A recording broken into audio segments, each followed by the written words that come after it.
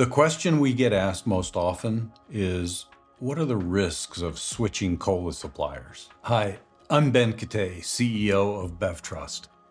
Today we're going to talk about switching soft drink suppliers. What are the risks? What are the misconceptions? And what's really true? I've been involved in switching restaurant chains from one cola supplier to another for over 30 years. Sometimes I was an employee of a cola company trying to convince restaurant operators to stay with or switch cola companies. Sometimes I was either making the decision on behalf of a restaurant chain I was leading or advising a client who had to make the decision. The choice of a cola supplier will affect some things, but not the things that most people agonize over. First, let's tackle the misconceptions. 1. My soft drink incidence is going to go down, or conversely go up. Absolutely 100% not true. In over 30 years of doing this, I've never seen a case where beverage sales declined, or went up for that matter, because a restaurant chain simply switched cola brands. It's even more true now. Why? For two big reasons. First, cola is a declining segment within a declining segment. It's an ever-shrinking part of the beverage mix. The portfolio of products is much more important than the cola. And people will drink something in your portfolio of beverages with their meal. It makes sense now to think of your beverage supplier not as a cola brand, but as a manufacturer of a variety of consumer-preferred beverages that go with your food. It also makes sense to examine a variety of packages, not just fountain. Some key facts. According to Beverage Digest, in 1986, per capita bottled water consumption was about 5 gallons. In 2016, that number had risen to almost 40 gallons. That's a massive jump that no other beverage saw over the same period. Bottled water volume passed carbonated soft drink share in 2017. The soft drink companies have very large portfolios. They have this diversity of drinks because they know that betting only on cola makes no sense anymore. It's time for all of the industry to stop thinking of the cola wars. That thinking was valid in 1988. Today, we need to think about our beverage offering in a much broader way.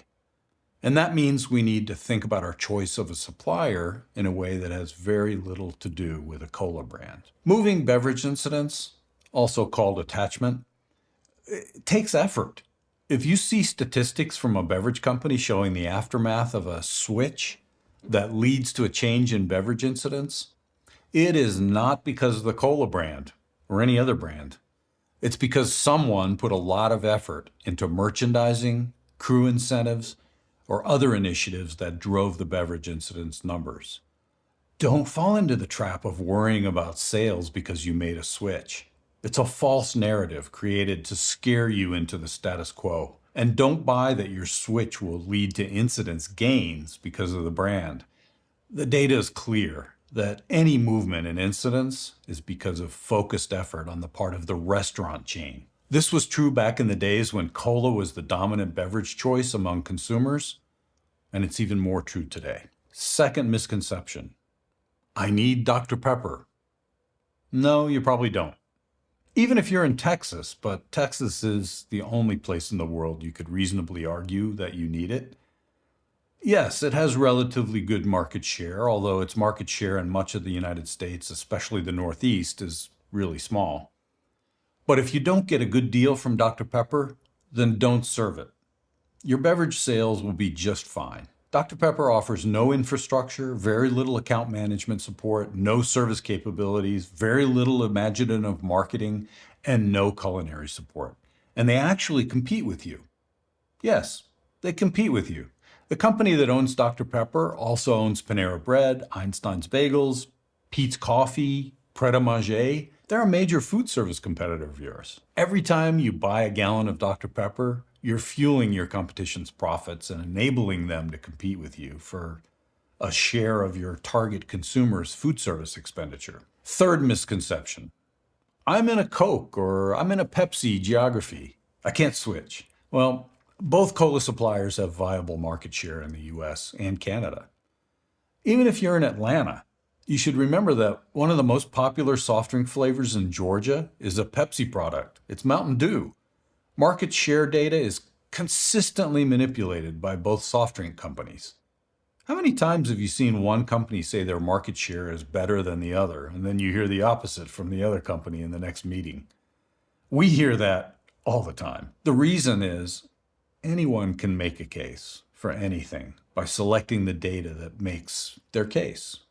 One company will sometimes use only convenience store data from certain periods of time to show their market share is higher. Another company sometimes will show only cola statistics to prove that they outsell the other. Ignore it all. Both Coke and Pepsi have wide portfolios, and they have market shares that justify either one serving your beverage needs just fine. The differences in market share mean nothing to your consumers nor to your sales. Fourth misconception. I like the service I get now. What if I don't get that after the switch? And what if I don't like my new rep? Okay, good questions. Both of these concerns should be addressed during the negotiation of a new relationship. To do that, first, demand that the actual account team will be part of the negotiation process. That way, you have the ability to form a relationship and evaluate their effectiveness. Second, build some penalties for poor performance into the contract. Penalties can range from cash to free product and should be pretty severe for repeated violations. No soft drink company can claim freedom from poor service occasionally, so you aren't at more risk with one than you are with the other, and both have large and competent mechanical service organizations to serve your needs. Fifth misconception. I worry about the unknown. Everything's working now. Why open ourselves up to potential pain for a few dollars when nothing's broken? It's another good question. Don't switch for a few dollars. Switch for a lot of dollars. There may be some short-term work associated with it, but the rewards of saving a lot of money are worth it. Here's a misconception I'll bet you didn't expect. The equipment transition is going to be a pain. It's not worth the pain. Well, equipment transition can be managed in such a way that there will be very little pain. If necessary, you can do the conversion at night. Most restaurants require no more than a few hours to convert. New equipment should brighten your shop and make service issues less common. Also, if you own the equipment, and you might want to, converting is nearly completely painless. The seventh misconception. I can't switch because I'm going to be hit with big unbundling charges. Yes, this is one of those landmines in your beverage contract that eventually needs to disappear. The unbundling charges are onerous, but by negotiating the right deal with the new supplier, the charges can be minimized and covered pretty easily. Here's another misconception. Well, I know most people won't complain, but what about those vocal ones who can make my life miserable on social media? Yep. Look, there's always going to be someone complaining about something on social media, no matter what changes you make. A few complaints shouldn't keep you from moving your business forward. Switching soft drink suppliers, it gives you a chance to talk about great new drinks and programming that your consumers are going to be interested in. And you can task your soft drink supplier with connecting with consumers on social media to talk about plans for your partnership. And the soft drink companies have people dedicated to working on social media platforms, and they're willing to extend their efforts to your brand. Those are the misconceptions. Let's talk about what's true. First, your choice of a cola supplier should be based on the best deal with the best contract terms. Your choice should be largely based on the rebates, since the fountain price is published in the United States at least, and the only difference is what you negotiate back in rebates. Your sales will neither rise nor decline based on any switch of your cola supplier. If you want sales to go up, you've got to expend resources and effort to make it so. Your beverage supplier can help, but they can't do anything without you and your team's effort. Both soft drink companies will show you data that demonstrates that incidence increases after switching to their brands.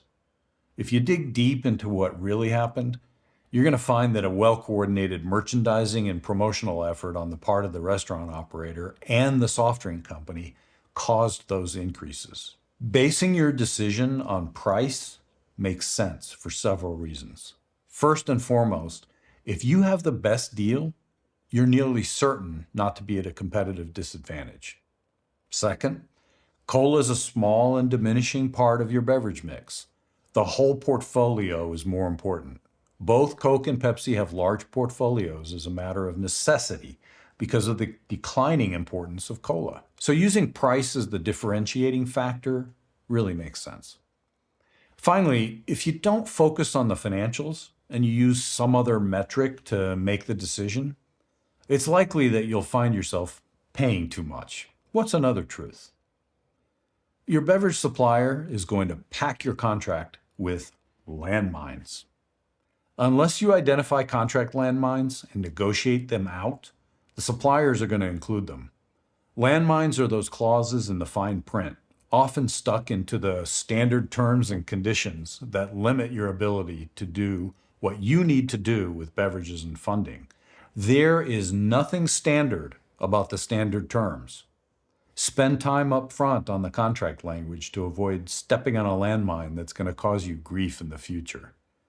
If you've predetermined which supplier will have your business based on the myths outlined earlier, you're really giving up valuable leverage to uncover and dispose of unfavorable terms. What else is true?